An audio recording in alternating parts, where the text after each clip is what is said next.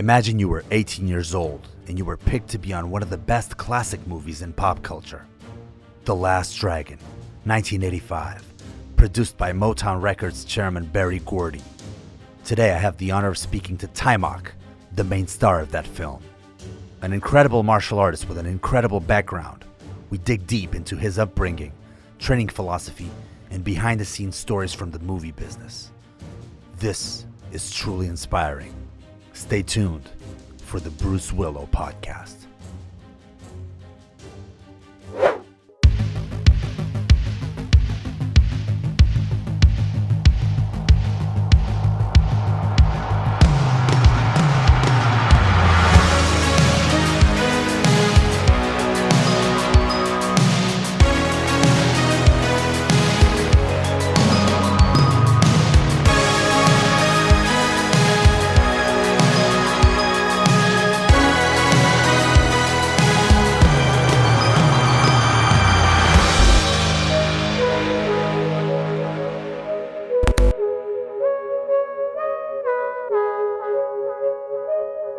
So we're on the air. Taimak, thank you so much for taking this time to speak with me a little bit. So let me ask you something. What can you say already in Brazilian, since you're in Brazil right now?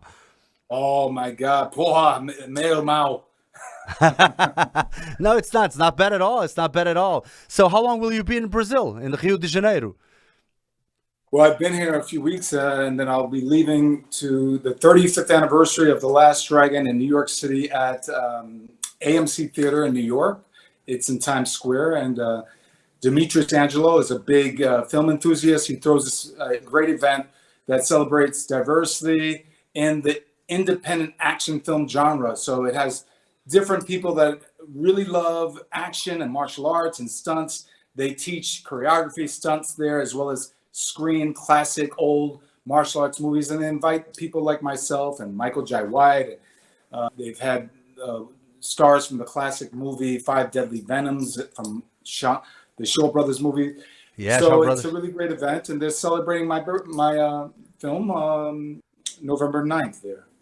Wow, man. Oh, I wish I could be there. I wish I could be there as a stuntman myself. Love it. And growing up watching Bruce Leroy, man, that's great. So how did that movie come about? So you were a martial artist from the get-go. I heard you started boxing with your stepfather. Am I right? Yeah. Well, my father is Italian. My mother's black from America, and my father's American, but his parents were from Naples, Italy. And what it is when I was a kid, my parents were very young, and it was a really crazy atmosphere back in those days in New York. And my father and mother were really popular with people, and it was kind of bohemian crowd with Andy Warhol, Jimi Hendrix, James Brown, all this mix of artists that are legendary were friends of my mother and father. But there's a great side, because they were also really nice and people, and really great artists. But there was a dark side, right? They had drugs in the community. So it wasn't an atmosphere. My father was a kind of a macho guy, and he was, and this was a time where women's libs started to come into the movement, and they were fighting all the time. And my only way out of the house, was martial arts and fantasy, and I was always watching superhero shows. I come home from school, do homework, and then immediately, sometimes I wouldn't even do homework. I would just go right to watch Superman, Batman. I read all these comic books, and I always dreamed of being a superhero. And when I saw Bruce Lee, I was actually watching a commercial. I think it was in England. It was this. It's funny because I just heard a podcast with Craig Sutton, who runs a page called thelastdragontribute.com, and he's a huge fan of the movie, and it was so amazing to hear him talk in this podcast earlier today. He has an Instagram at the last load on Instagram, and he said exactly the way I felt when I saw Bruce Lee about me. He said when he saw me doing the glow, he immediately was in awe and shock. That's exactly how I felt when I was around 10 or 11 years old when I saw Bruce Lee in the commercial. And that was it. You know, my father got me deeply into martial arts. I started when I was like 6, but then I wasn't really into it till I turned like 12, 13, you know. And that was it. You know, that's what really started the journey with martial arts. And then I ended up getting this movie. I wasn't acting. I was kickboxing. So you were doing boxing and kickboxing. Those were the martial arts or the sports that you were practicing at the time. Yeah, karate was first. I would go to a lot of karate because what happened was I started with karate when I was very young. Then we went to Europe, and then we came back, and I started with Aikido at a community center with a really wonderful teacher named Ralph King. But I realized that Aikido didn't implement kicking. And I said to my father, I was around 13 at the time, I said, you know, I want to kick like Bruce Lee. You know, I want to be able to kick a lot. And I found that it was a kicking art, you know. So I asked, you know, I did a lot on my own as a kid because of the chaotic environment at home. So I just walked the streets of New York and found a Taekwondo school. At the time in in the 70s, yeah. There were hardly no karate and martial arts schools. It was very minimal, and they're very traditional style, you know? Yeah. The whole wave of martial arts began at that time because of Bruce Lee. It wasn't a common thing to see a martial arts studio anywhere in the world, you know? Mm-hmm. So Taekwondo, I started because I saw like a 5th floor banner saying Taekwondo. And I asked my father if we can join. He said, yeah. And that was it. I stuck and I was in there every day competing in Taekwondo. And then I wanted to get into full contact karate. So I got with Ron Van Cleef for a while, the Black Dragon. And then I also did kickboxing at a kickboxing studio. They didn't have any in Manhattan. I took a train for about 45 minutes way out into Queens and walked in the winter in the coldest kickboxing studio you can think of. It was no heat. So the instructor was a little ex-military guy from El Salvador. And he was really good at boxing and putting the kicking and punching together. And there were guys in there that were professional fighters that I trained with, Tony Arnaud and ex-boxing champion, Zab Judah's father. I used to spar with him, Yoel Judah, when he would come sometime. So that's my first taste of kickboxing. Then I won a New York State kickboxing championship when I was 18. So that was my teenage years, you know? Yeah, and man. Then I just jumped around. You know, what can I say? Yeah, man, it's got to be tough because I remember, I never been to New York, actually, but we see a lot of the old movies. I remember those old Martin Scorsese movies like King of Comedy and After Hours, and now Joker really depicts a really old type of New York City that was much darker, am I right? So it's like there was a lot of criminality, a lot of stuff. I know that you were in a couple of gang fights. What happened, man? Well, yeah, you're right. I didn't even think about that till you mentioned it. The Joker did depict the dark side of New York. Yeah, that's funny you mentioned that because The Last Dragon was like the light side, how you can see how fun the 80s was, you know? Yeah, it's like a cartoon picture of New York at the time, right? And right, the crime was very high. Yeah, and I realized that a lot of video games that I used to play, not Street Fighter, but I remember Streets of Rage and Final Fight, were always depicting stuff that really looked like The Last Dragon. So I guess you guys made it big. I mean, you guys were a cultural icon of what happened next, and that was so... You know, that was so fun to watch back then. But yeah, it was a lighter side of what was actually happening in the darker side of New York, right?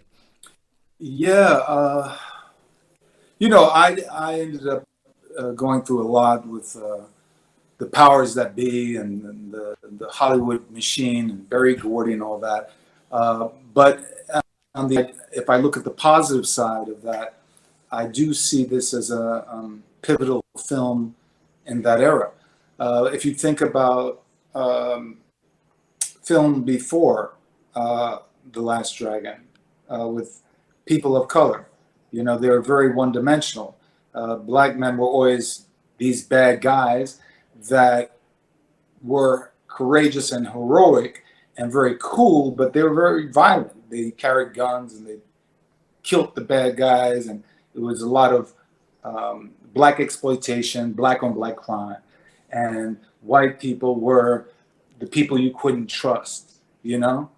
And The Last Dragon was an attempt to show how we're all human, you know, and show that a person of color that is black can play a humble character that doesn't have to use a gun to kill everybody, you know. Yeah, and it's the main character, which was always something new at the time as well. Yeah. Yeah, you know, so when this film came out, it was very cutting edge because they never depicted characters like this way. Very about a spiritual side of martial arts, and layered in a landscape of comedy, and it was cutting edge musically, and also with the culture of being black, Latino, white. The tragedy in it is that when the movie came out, TriStar at the time didn't promote it to any other group than the black audience, because they didn't see this as a film that every race would love. And here we are, so many years later. I've made appearances where fans were all white in the audiences, you know, everywhere from, I did appearance in Roanoke, Virginia, Seattle. It was 90% white fans, you know. So it just goes to show you how that limited way of thinking and getting stuck inside this box of labels and tribes stops art from getting out to people. Yeah, it just comes to show that because it went up to number 2 in the country. It went up to number 2 in the country, then immediately fell out. Yeah, I know that lack of promotion. It grossed. It was done on something like $10 million, and it grossed like $26 million. So, and it's funny that you said something like in another interview, which I saw, you said something like only when it reached TV with HBO or something did people start to notice it, and people loved it. So sometimes it comes to show that, yeah, we live in a box, and sometimes we want to do stuff and think, oh no, this is just for that audience. I remember another quick. It was more the powers that be, though. Oh yeah, you and I understand, but if you think about the people that control the media, right? Yeah, they're trying to sell to an audience. Yeah, they always want to segment and segment. Time, yeah, this was a completely different time. You know, they were afraid to sell this film depicting my character as a humble person of color. You know that this. People would not absorb that, you know. Yeah. And it was a mistake. It was a mistake, you know, because obviously they do, and you know, they underestimate the the heart of a human being. You know, a human being obviously isn't perfect, but when you put a meal out and it's they forget about that maybe. You know, like a kid, I don't like greens, and you cover it up, and then they realize, oh, I like greens, you know. So yeah. They, you know what I mean. You know, you get the point. Yeah. I remember one quick story. I mean, from Seinfeld, you know, George from Seinfeld, Jason Alexander. I saw an interview with him, and the show was about 4 Jewish guys in New York. So they thought at the beginning, I remember on first and second season, he was saying something like, yeah, we thought that only Jewish people from New York would be connected to that series. But when I was on like season 3 or 4, this little black girl went by on a van, and she was like, I love you, George. And he was like, what the fuck just Right. happened? I mean, why Yeah. does that little girl, that little black girl even like or know who I am? So sometimes we ourselves put stuff in a box, or the powers that be, like you said, and you know, it's much more like, Right. if it has spirit, if it has a good story, if it has spirit, good characters, if people want to work and they're proactive, I mean, things are going to happen. Things are going to happen for sure. Yeah. Yeah, I mean, look at it this way. On the flip side, I grew up watching Superman every day and Batman with white heroes. I didn't Yeah. say these guys are white. Yeah. Yeah. You know? Exactly, man. If I looked at anything, and you listen to music, I don't say this is white. I don't make those separations. I just enjoy the music. It's really racism and all this. You know, of course, I'm talking about it now because it's all hyped out there right now in politics. But oh yeah, there's a lot of tribalism going on right now. A lot of tribalism, more than ever, I guess. You can't fight racism until you stop speaking in terms of labels. You know. Yeah. Once you start labeling, oh, this person's black, this person's this person's white, Chinese. When it becomes so much like that, then it gives very ignorant people the opportunity to label too. But for example, I represent myself as a person that grew up. I'm interracial. I learn from all cultures, and I am first a human being that aspires to be a better person every day and lives a life of integrity. And that's a personal relationship with integrity in myself. I don't judge you. That's who I am. I don't. And you can feel that sophistication. You can talk to you just a little bit. Just from talking to you a little bit, I can see that you have that sophistication. And what about that Woodstock? I saw a picture of you, very small, very. Oh yeah. You were a baby. That was in my your mother's. sister. Oh, that was your That sister. was my sister. Oh, you said that, Yeah. but it was your mother, right? I was there, but was my sister. That was my sister with my mother. Yeah. Oh, that is so funny. I mean, was that a documentary for Woodstock, for the actual Woodstock? Look, 1969. Look, that was a piece of that era. As you can see, my mother was a fashionista, very spiritual woman, very powerful woman. My father was amazing, powerful guy, very young. They were very young. My father was 19 with him and my mother. It was like two cultures colliding, two passionate, very talented people colliding. My father passed away earlier this year, and my mother's still with us. I'm sorry to hear that. My father's with us in a different way. But that is where I believe, if I was to have any current message outside of doing a film, right, is that, look, guys, let's upgrade our realities and live in an environment where we learn how to speak intelligently, because, this vicious cycle will never change until we change, Yeah, we got to change our perspective. So how was it being cast, for The Last Dragon then? You were, what, 19?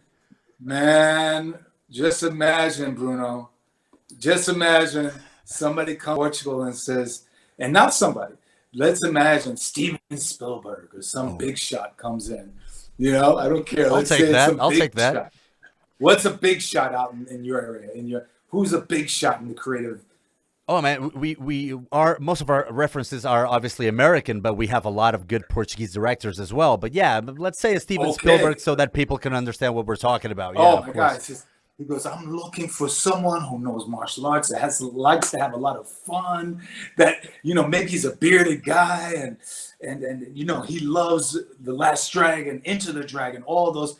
And he also teaches and he's fun. I want somebody like that. And let's say, Bruno, you're 19 or 18.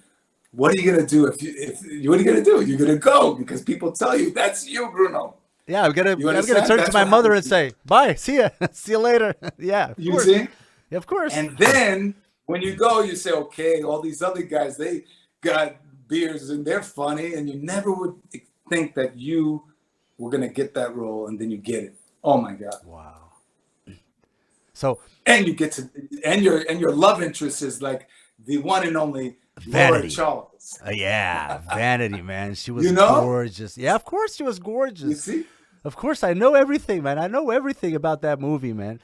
It's funny because even Ernie Reyes Jr. is in that movie as well, and he's now working with Nate Diaz, who's going to fight this weekend. So it's all connected, man. The martial arts crowd is all connected. But it's funny. It was funny because Tony Ferguson, my friend, showed me a post where he posted him training to the Last Dragon music. So all these big athletes, they're really big fans of that one. Yeah. So they call you. You go. Did you meet Barry Gordy? For those who don't know, who have been asleep for the last years.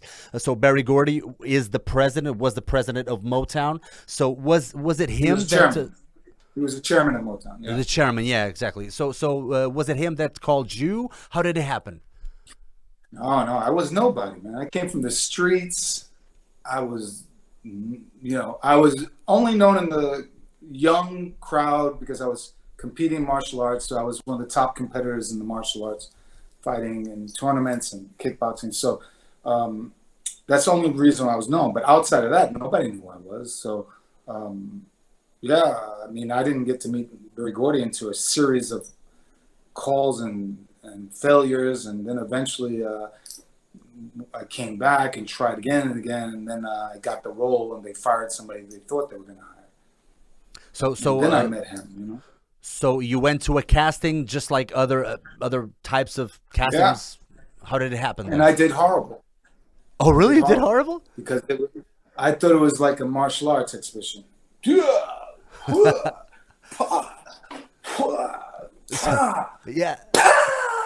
thought I was going to throw high kicks. And they wanted you to act. They gave me a paper. I never acted in my life. Oh, really, man? Yeah. So how did you get the part then? If you were horrible, how did you get the part then? I ended up with my father and my best friend. He said, we're going to go to Miami. It was the winter and it's hot there. And my father was selling these women's things, accessories and things like this. He had a girl out there, and we drove all the way to Florida from New York, and on the way, my father basically tormented me, telling me how I didn't know how to read the lines correct because I didn't understand this character, And I was, by the end of the journey, my friend was sitting in the middle between me and my father. He knew I was getting frustrated when my father was like, "Hey, do it again. You did it wrong. Pop me in the back of my head." And I told him I never wanted the role. I'm done with this whole stupid thing. And then he told me, if there's a God on earth, this was written for you. And then that's when we were goofing around, playing around, and just cleaning roofs to make money, and chasing girls at night in Miami, having a good time, playing, saying the lines. When we got back to New York a month or so later, they told me somebody else was hired, and I asked them for another chance to audition. And I blew them away with it, and they gave me the role. Wow, man, that's an incredible story. Such proactivity, man. And do you have any funny stories that you want to tell, like behind the scenes stories, something funny that happened while you were shooting? Well, Shonuff, Julius was deep. He was he was a great actor. He did a lot of theater. I had no experience, and I had to play the lead. And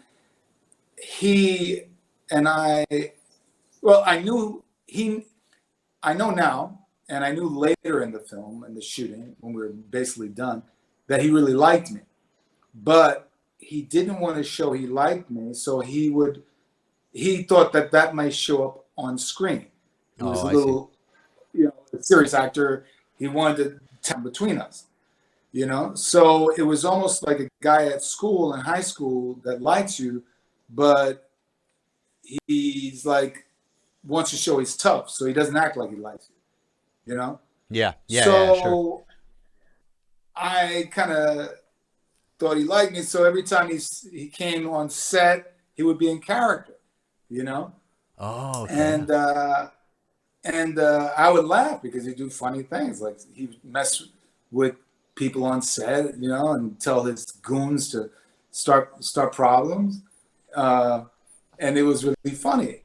But when I laughed, he would say things to me to make me uptight, like real things, Yeah. you know. And you must have been very nervous. You must have been very nervous not having the expertise. No, because I knew he wasn't a real martial artist, so I knew I could kick his ass. He was real tall. He was a basketball player tall, you know. Yeah. But I was at the, you know, so but you know, he's very tall. So it was like I knew he was putting it on to a certain degree, but when we actually got face to face, he got me angry one time. I didn't expect it, but he got in my face, and then I saw him flinch, and then I was going to hit him. I got to that point, and he ran away, and everybody was, and I chased him for a little bit, you know. Wow, and people say, no, don't do this, you know. You're going to ruin your life. You're going to ruin the whole show, man. Oh, man. Yeah. And he was running. He was tall, his hair bouncing. Yeah, that I know that they put pads on him because he was so skinny, so they wanted to put pads on him to make it look really tough, like Shonuff. Who's the baddest? Yeah. Who's the meanest? Yeah. But nobody could play that role better than nobody. He was amazing, you know? Yeah, sure. He brought the whole soup of beans, man. He was like, yeah. For sure, man. I know that later on you had a tough time, you know, how these things work and Hollywood, how it works. And I know you had a tough time because they wanted to sign you for a couple more movies for the sequels, but you had a tough time, you know, between you and Berry Gordy and the lawyer, right? And his co-worker. Man, no, look, it's not a tough time. I'm a young kid, and they basically, you know, were trying to manipulate me, you know? Yeah. And it affected me so emotionally, you know, because I thought we were best friends. Like, I didn't know this world, you know? I didn't know anything about the world of Hollywood, you know? So they become your best friends, and then if you don't do what they say, they kick you to the curb. And I didn't see that coming at all, you know? And they're so used to doing that, they thought that I was going to just become this wimpy guy, does anything they say. And when I didn't, they didn't want to talk to me anymore. Mm-hmm. And I was pretty devastated by that because it felt like family. And then in 1 second, the next second, no, we're your enemy. You didn't do what we said. Yeah. And then I said, well, I was confused. I said, why isn't this guy ever calling me back? What happened? You know, I don't understand. Why didn't he show up to the meeting? And this other person showed up to the meeting acting really nasty to me. I said, why? She asked acting nasty to me. It was like real. And then I waited outside the hotel to talk to him, and he said, you should have signed, and walked away from me. And I said, what's going on here? And I realized that if you don't follow this way, where they make everything and you make peanuts, that you're done in Hollywood, you know? Yeah. So why didn't you sign ultimately? Was it because there was no, in your case, the business was not suitable for you, or were they taking advantage in a certain way? No, I didn't sign because I was promised that Berry Gordy was going to show up at the meeting by him personally. I was promised by him that he made it like an exciting event. We're going to do all this. And he almost like a father to me. And then he didn't show up, and this other person showed up. That was the president of the company, and she didn't sit down. Me and my attorney was there, and she said, you're not a big deal. The movie just broke even, blah, blah, blah. We lost all money, almost like it was my fault. And then basically said, sign this, and you're lucky to work with us. Well, that screws up. That even screws up. Yeah. Of course, to a little kid, to a young person, to have that sort of energy, that sort of spirit of the movie that was still instilled in you for sure. And then all of a sudden you get this person who says, you're nothing, you're no big deal. I mean, that's got to be very I was harsh. shocked. I didn't know why she was talking to me this way. The attorney was patting me on my leg underneath the table to try to keep me relaxed. But he told me, look, it's a bad deal, but they should at least give you some option in the future to work with them, but they're not. You take what you take. And he didn't have great negotiating skills. If I was looking hindsight and I could be the attorney and talk to Taimak, I would have said, look, I know you're really uptight. I know Barry Gordy said this and that, but I'm going to talk to them separately. You just relax. But I think Barry Gordy underestimated the power of his influence over me and how I believed in him as a person, and that how sensitive I was that he didn't show up and I was talked to so negatively. You know, yeah, it impacted me so much. It's like almost like your father. I didn't consider him my father, but at that time, me and my father had a tense relationship, and he replaced himself with my father for almost a year of working with him, and or more. It was like like a family member coming to you and say, look, we're gonna just start your whole martial arts career, and then another family member that doesn't like you comes to the meeting and says, you don't know nothing. We gave you martial arts. We gave you everything. You're lucky to be around us. And when I try to reach out to the father image, the guy doesn't talk to me. I was devastated. I was like, what the hell's going on? Yeah. Oh, man. That's tough to hear. Well, coming back to the movie in a more fun sense, I would really love to know, since the movie is some sort of a video clip as well, and every once in a while it's like the movie stops and everybody starts dancing. We have DeBarge, you have The Glow from Willie Hutch. Which is your favorite movie? If you had to pick one, which is your favorite song? I'm sorry, your favorite song from the movie? Well, the music was great, obviously, and so many great, from Smokey Robinson on down, Temptations. The Chinese guys were hilarious to work with, and that song "Suki Haki Sak Saki." Oh yeah, everybody loves it. Yeah, exactly. Hey, my man, what it look like? So yeah, exactly. That song is the funniest song,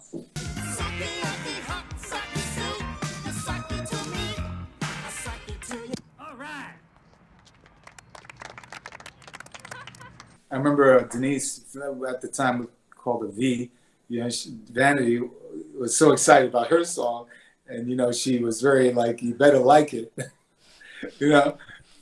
and now it was such a 80s cheesy song, but the way she did it was so great. She was so beautiful and cute and, young, she was like a kid herself. She was 24, Yeah, in a way, so she was, young, yeah. a woman, but still very young, and influential. Yeah, we walked like kids. I was 19. So if you had to choose one, I'm not going to forget the question. If you had to choose one song. Sukiyaki-san. Oh, Sukiyaki-san. Oh, okay, good. Do you think that, I'm having a stupid thought, but nowadays with all this political correctness and stuff, do you think that a movie like that would be considered like, oh, this is cultural appropriation or something like that? Wasn't it the best time to make some sort of those type like of things that? are always those kind of things are always dictated by the people who you ask, Me, I think appropriation is more when you say it's your thing. It's like a comedian, right? If one comedian, the old Billy Crystal tells a joke, right? Yeah. Then Kevin Hart says the exact same joke, exactly, without no adjusting it. That's appropriation. Yeah. But if he takes the concept, makes it their own, that's not appropriation. Exactly. That's exactly my point of view. Yeah. But this movie had an appropriation. This movie was celebrating what were the stereotypes from each culture in a positive way. Yeah. The stereotype with black was that they like to gamble, drink, smoke weed, and dance to music. That's a stereotype. Because some blacks are intellectuals that can enjoy music but love classical music as well as anything else in life. Yeah. And then the stereotype of Chinese, that they walk around with the coolie hat and speak like this, and so they were trying to break that mold, or not break the mold so much, but make fun of the stereotypes and so you can laugh at it. Everybody knows that, you know, nobody's the same, every culture. Everybody knows that. Yeah, of course, man. That's why it stood the test of time, in my opinion. So, did you, from the point where the movie, when you ended your shooting days, did you keep in touch with any of the actors, or do you still keep in touch with any of the actors nowadays? Well, they didn't have any internet back then, so that was a different time. Yeah, it So, was tough. trying to remember who.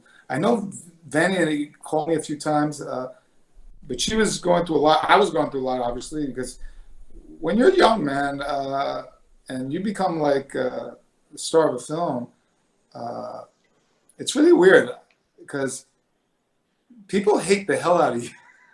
You Really? know? What do you mean, like Yeah, I mean, you envious? get people.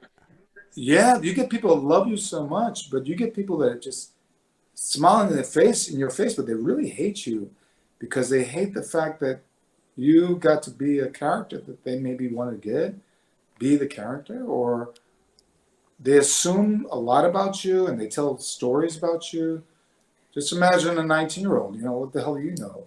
You know, you're not perfect and you're running around. So they look for your imperfections and they, what do you call it? Magnify them, you know, and that becomes who you are out there on the streets. So teenagers or young people don't understand that. So this is the kind of the happens out there in the community. And then when you go out there in the community, people are looking at you and you already, it's like if you're in high school and there's a story going on about you, but you don't know anything about the story. Yeah, yeah. Why are these people looking, why are they looking at me like this? I didn't sleep with my girlfriend's best friend. But then, oh, you dirty bastard. You're like, And one day, so like, then, yeah. yeah. And one day, like half a year later, you overhear someone saying something, Yeah. or somebody gets drunk I'm at the gay? party I'm and not says, gay. What the hell? "Yeah, what? I'm not. That's my lover? What? Yeah. That So ugly looking guy? Exactly, yeah. So that's why you were talking that way to me every once in a while when I saw you. Yeah, I mean that's incredible. I mean, how things happen. Why do people always have to look at success as if it's something that's derogatory about someone? So you finally made it. You were 19 years old and you finally made it. And you see and you feel that type of envy coming from Bad people energy. with your And same then, background. but as you get older, you realize that they don't even realize how much I'm used to getting authentic, great energy. And I can smell when someone has animosity towards me for no reason. Yeah, And they're smiling at me, you know?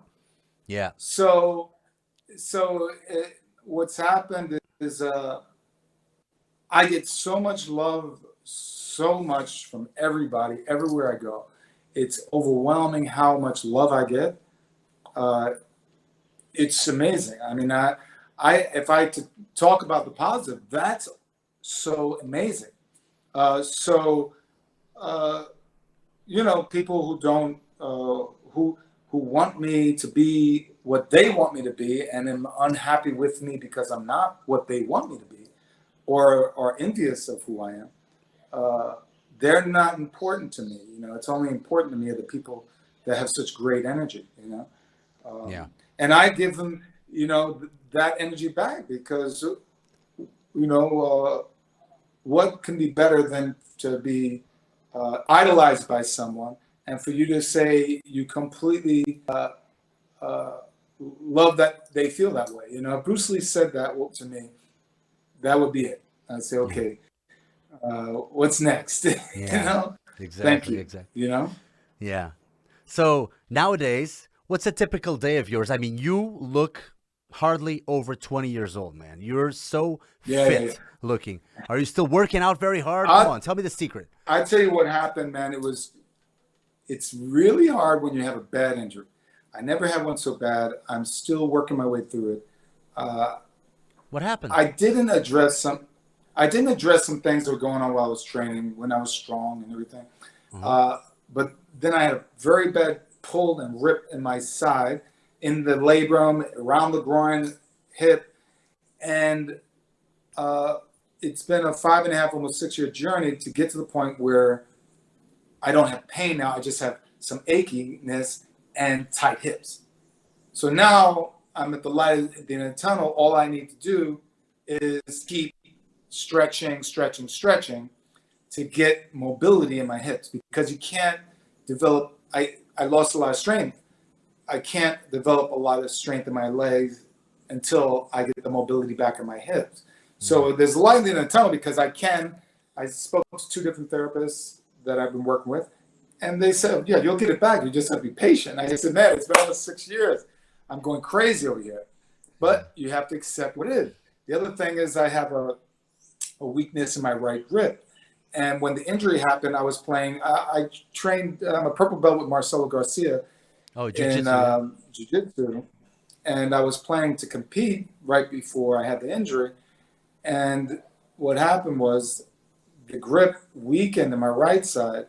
So to really strengthen and really compete in jiu-jitsu, you need good grip. So I'm addressing the hips more than the hand right now, but I really am going to start focusing on the hand. There's light at the end of the tunnel, but I can't say that I train hard every day, because I'm really working on mobility, and the spine is where all these has to be done, being in the cervical spine and lower back to develop more, neurotransit between the muscles and the nerves. But I have been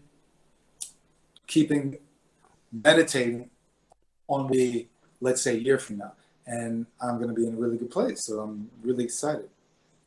Excellent. And do you have any dietary habits and any sort of nutrition? Since we're a fitness channel as well, I would like to know, what are your secrets? I mean, what type of foods do you eat? Are you mindful of that? Yeah, people talk about that all the time to me. I think it's a lot of things, of course. I have my bad days, and when I have my bad days, as far as looking healthy or young, it's really because of the lack of sleep, because of the pains I've had through the injury, waking me up at night, So if one could get good sleep, deep sleep, that is really great. For me, if I get deep sleep 5 hours, I'm happy, but really 8 hours is ideal. So the sleep, nutritionally, minerals and vitamins and minerals are very important.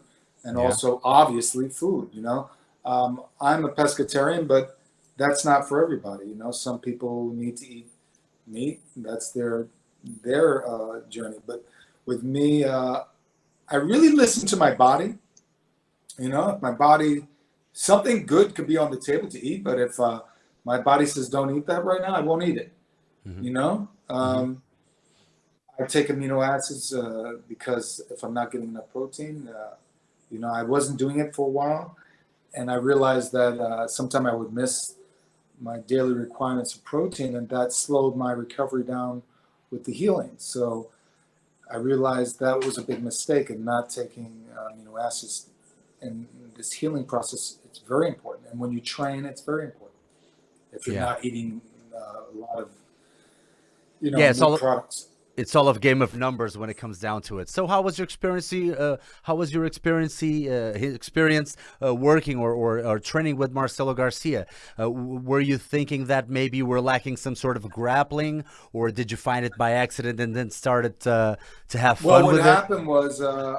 What happened was I'm very competitive, and I was more sparring with boxing and kickboxing and young, strong guys, and I was doing well. But I said, you know what?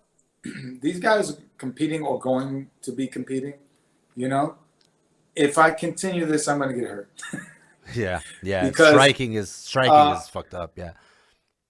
Well, the thing was, I knew more than them, but when I go hard with them, I'm doing very well. But my interest in competing professionally wasn't where they were. And I knew at some point they're going to be able to match me athletically, and then I'm going to get hurt. So I said to myself, I can get that competitive edge in jiu-jitsu. So let me make a transition. I can still train, casually with sparring and kickboxing, boxing, but I can really push it with jiu-jitsu.